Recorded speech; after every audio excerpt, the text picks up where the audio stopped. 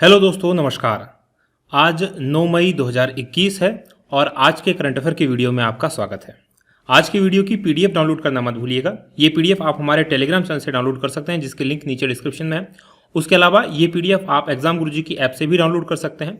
App को आप Google play store से डाउनलोड कर लीजिए, इसकी लिंक भी नीचे डिस्क्रिप्शन में दी गई है।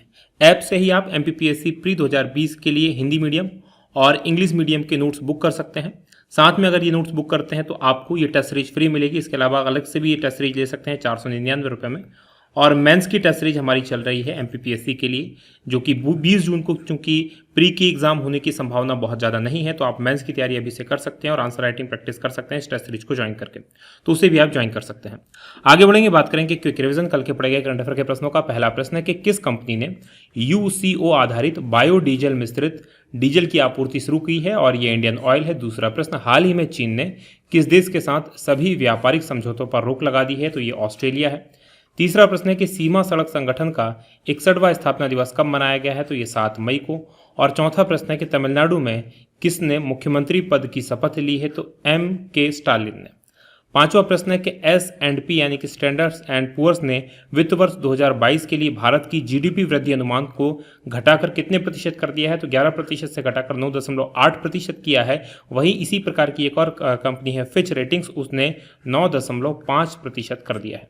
छठवां प्रश्न है कि उर्दू समीक्षक, लेखक और कवि का नाम क्या था जिनका हाल ही में निधन हो गया है, उनका नाम था शमीम हनफी। सातवां प्रश्न है कि वरिष्ठ पत्रकार का नाम क्या है जिनका 7 मई को निधन हो गया, तो उनका नाम शेष नारायण सिंह है। और आठवां प्रश्न है कि कैबिनेट ने किस बैंक के रणनीतिक विनिवेश को मंजूरी दी है, तो ये IDBI बैंक के। नवा प्रश्न है कि क्लाइमेट एक्शन ट्रैकर की रिपोर्ट के अनुसार ग्लोबल वार्मिंग 2100 यानी 2100 तक कितने डिग्री सेल्सियस तक पहुंच जाएगी, तो ये 2.4 डिग्री सेल्सियस आज से तापमान बढ़ जाएगा। 10वां प्रश्न है कि हाल ही में किस पहलवान ने फ्री स्टाइल कुश्ती में ओलंपिक के लिए क्वालिफाई किया है, और ये किया है सुमित मलिक को। ये थे हमारे कल के पढ़े गए करंट अफेयर के प्रश्नों का क्विक रिवीजन। आगे बढ़ेंगे, आज के प्रश्नों की बात करेंगे। आज के करंट अफेयर का पहला प्रश्न है कि प्रधानमंत्री नरेंद्र मोदी ने वर्चुअल माध्यम से किस संगठन की बैठक में भाग लिया है, और इस संगठन का नाम है यूरोपीय परिषद, यानी कि डी ऑप्शन प्रश्न का सही उत्तर है। डिटेल देख लीजिए क्या है। तो प्रधानमंत्री नरेंद्र मोदी ने एक वर्चुअल बैठक में भाग लिया 8 मई को। ये यूरोपीय परिषद यानी कि यूरोपियन काउंसिल की बैठक थी। यूरोपीय संघ में 27 सदस्य देश हैं। उन सभी सदस्य देशों के जो प्रमुख हैं, यानी कि जहाँ के राष्ट्रपति हैं, चांसलर हैं, प्रधानमंत्री हैं, उन सब इसमें भाग लिया था। बैठक आयोजित की गई थी पुर्तगाल के पोर्टो में हाइब्रिड फॉर्मेट में, यानी कि कुछ नेता पुर्तगाल पहुंचे थे और कुछ बाकियों ने ऑनलाइन इसे ज्वाइन किया था। इसमें नरेंद्र मोदी जो भारत के प्रधानमंत्री हैं, उन्होंने वर्चुअल माध्यम से इसको ज्वाइन किया, और दोनों जो अलग अलग देशों के नेता थे, उन्होंने भारत और यूरोपीय संघ रोडमैप 2025 के नाम से जो फैसले लिए गए थे उनको लागू करने और उस पर आगे बढ़ने की सहमति व्यक्त की है। कुल मिलाकर जो यूरोपीय संघ रोडमैप, भारत यूरोपीय संघ रोडमैप 2025 है, भारत और यूरोप के बीच में अलग अलग क्षेत्रों में सहयोग को लेकर, व्यापार को लेकर, इन्हीं सब चीज़ों को लेकर किया गया एक समझौता है। बात करेंगे यूरोपीय संघ की। इसकी स्थापना 1 नवंबर 1993 की हुई थी। मुख्यालय इसका ब्रुसेल्स में है, जो कि बेल्जियम की राजधानी है, और सदस्य देश इसके 27 हैं। आगे बढ़ेंगे, बात करेंगे दूसरे प्रश्न की कि विश्व प्रवासी पक्षी दिवस कब मनाया जाता है, यानी कि वर्ल्ड माइग्रेटरी बर्ड डे। ये मनाया जाता है 8 मई को, यानी कि सी ऑप्शन प्रश्न का सही उत्तर है। डिटेल देख लीजिए क्या है।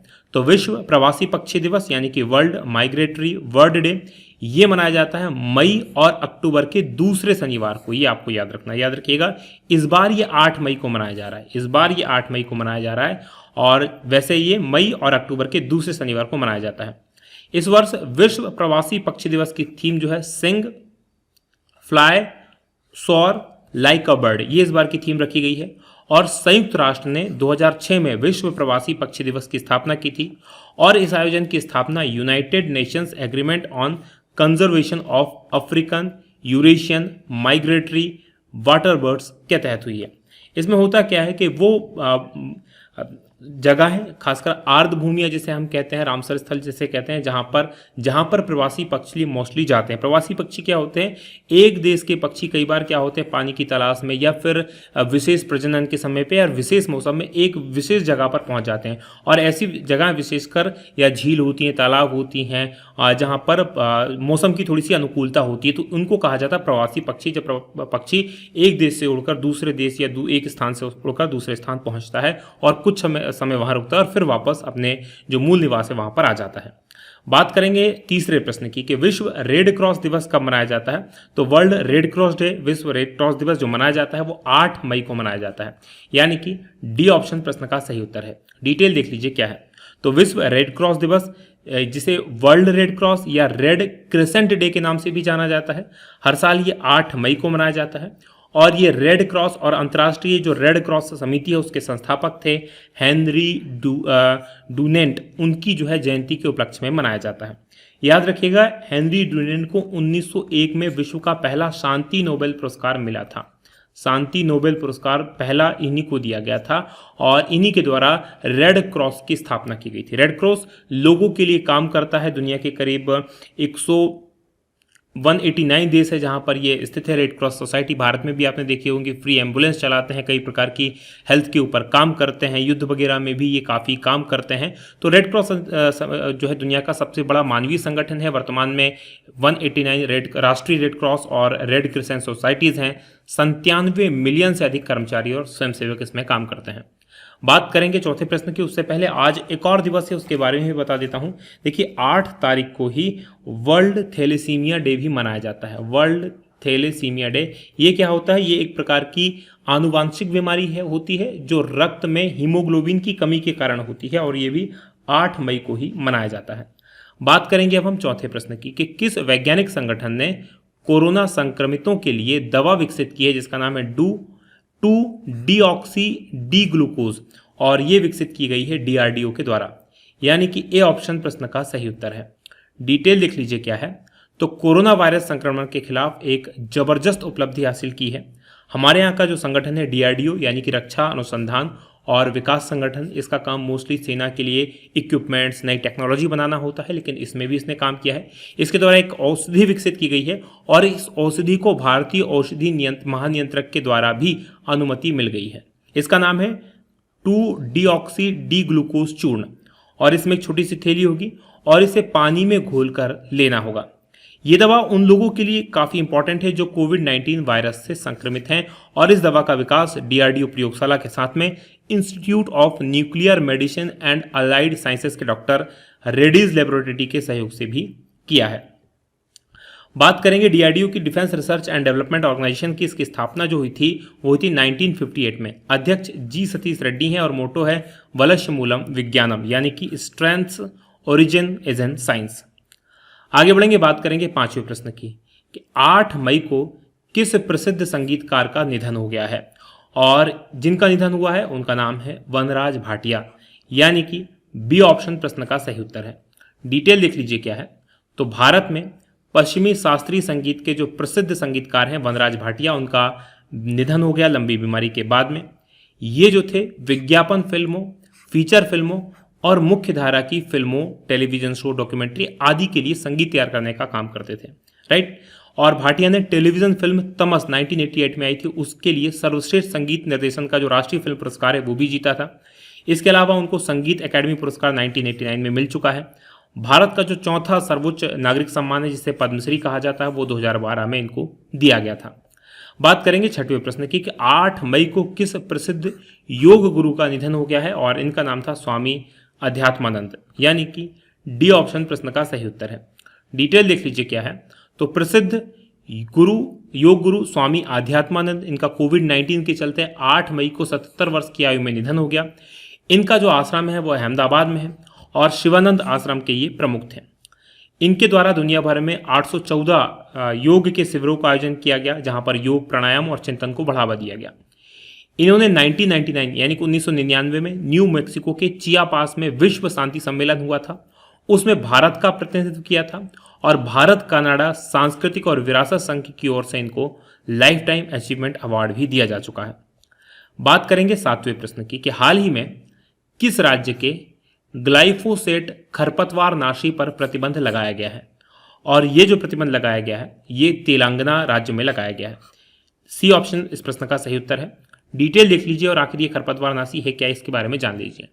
तो तेलंगाना की सरकार ने ग्लाइफोसेट नाम का एक खरपतवार नाशी है, उस पर पूरी तरह से प्रतिबंध लगा दिया है। और जैसा कि आप जानते हैं, खरपतवार नाशी कपास के खेतों में खरपतवार को मारने के लिए उपयोग किया जाता है। इसका उपयोग प्रतिबंध है क्योंकि इसके कारण लोगों में कैंसर होता है। अब जो HTBT कपास है, जो कि एक हाइब्रिड कपास या जेनेटिकली इसको इम्प्रूव करके कपास बनाया गया है, इसकी अवैध खेती को नियंत्रित करने के लिए इसे प्रतिबंधित किया जा रहा है। अवैध खेती कैसे? एक्चुअल में ये जो कपास होता है, ये कुछ जो खरपतवार होते हैं, अगर खरपतवार नाशी उस खेत में डाला जा रहा है तो उसका इस कपास पर कोई बुरा असर नहीं पड़ता, राइट। तो इसके लिए क्या करते हैं लोग, इस कपास को लगाते हैं और उस कपास में इस प्रकार के खतरनाक खरपतवार नाशी का प्रयोग करते हैं। क्योंकि हालांकि उसका उस फसल पर तो कोई नुकसान नहीं होता, लेकिन जमीन पर, पानी पर और इस फसल के जो अवशेष बनते हैं, बिनोला जो बनता है, उस पर इसका नेगेटिव असर पड़ता है और वो पानी के माध्यम से, अलग अलग माध्यम से पशुओं के शरीरों में होते हुए मानव के शरीर में पहुंचता है और कैंसर कारक बनता है। तो केरल में भी इसको ग्लाइफोसेट को जो है प्रतिबंधित किया गया है। बात करें तेलंगाना की, तो ये भारत का 29वां राज्य है। 2 जून 2014 को इसकी स्थापना हुई थी। अब ये 28वां राज्य बचा है। उस समय 29वां था क्योंकि जम्मू कश्मीर अब अलग राज्य बन गया है, मतलब 2 केंद्र शासित प्रदेशों में बढ़ गया, तो अब भारत में 28 राज्य हैं। जब बना था ये 29वां राज्य था। राजधानी हैदराबाद है, मुख्यमंत्री के चंद्रशेखर राव है और राज्यपाल यहाँ की तमिलसाई सुंदरराजन है। ये तमिलसाई सुंदरराजन पौंडीचेरी की उपराज्यपाल भी हैं। बात करेंगे 8वें प्रश्न की कि हाल ही में कहाँ स्थित क्रीक फ्लेमिंगो अभयारण्य के आसपास का क्षेत्र जो है ESZ के रूप में अधिसूचित किया गया है और ये जो है वो ठाणे महाराष्ट्र में है। अब ये क्या होता है ESZ, इसके बारे में आपको बता देता हूँ। तो जो पर्यावरण, वन और जलवायु परिवर्तन मंत्रालय है उसने ठाणे क्रीक फ्लेमिंगो अभयारण्य के चारों ओर का जो 48.3 वर्ग किलोमीटर का क्षेत्र है उसको इको सेंसिटिव जोन ESZ के रूप में घोषित कर दिया है। और ये होता क्या है, ये पारिस्थितिकी संवेदनशील क्षेत्र इसको हिंदी में कहते हैं।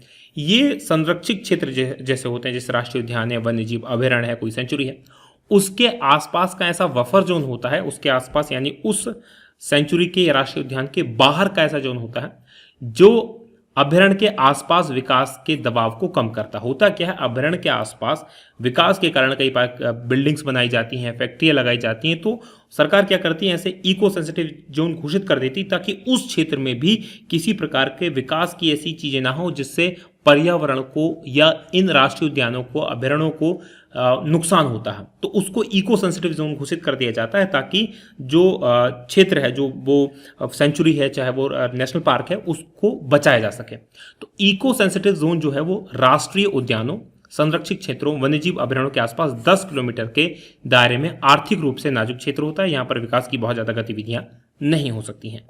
बात करेंगे 9वें प्रश्न की कि Laureus world sports award 2021 world sportsman of the year award किसने जीता है? और ये अवार्ड जीता है राफेल नडाल ने, यानी कि बी ऑप्शन प्रश्न का सही उत्तर है। डिटेल देख लीजिए क्या है। तो टेनिस के दिग्गज खिलाड़ी हैं राफेल नडाल, इन्होंने Laureus world sportsman of the year award 2021 जीता है। इसके अलावा नाओमी ओसाका जो कि जापान की है, उन्होंने जो Laureus world sports women of the year का पुरस्कार जीता है।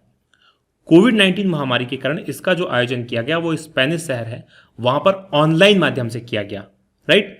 अन्य पुरस्कार जो जीते हैं, लॉरियस लाइफ टाइम अचीवमेंट पुरस्कार जो जीता है ये विली जीन किंग ने जीता है।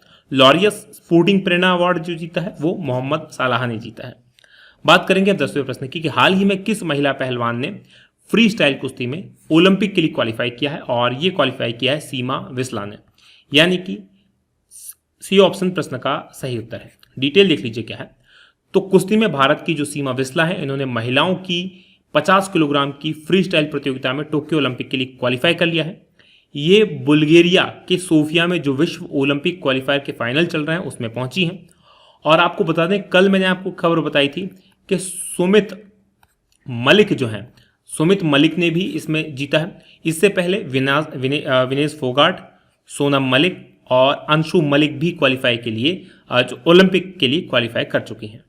तो ये था आज का हमारा वीडियो। अब बात करेंगे कल के सवाल की। कल मैंने आपसे प्रश्न पूछा था कि राष्ट्रीय मानवाधिकार आयोग यानी NHRC के कार्यकारी अध्यक्ष के रूप में किसे नियुक्त किया गया है, और ये नियुक्त किए गए हैं न्यायमूर्ति प्रफुल्ल चंद पंत, यानी कि ए ऑप्शन प्रश्न का सही उत्तर है। अब आज के प्रश्न का उत्तर देना मत भूलिएगा। आज का प्रश्न है कि हाल ही में किस राज्य में सोपोरोपोड्स की 100 मिलियन वर्ष पुरानी हड्डियों की खोज की गई है? इनमें से किस राज्य में हुई है? कमेंट करके जरूर बताइएगा। और ये वीडियो कैसा लगा बताना मत भूलिएगा। आज की बात करेंगे यहीं समाप्त। आप लोगों का बहुत बहुत धन्यवाद। जय हिंद, जय भारत।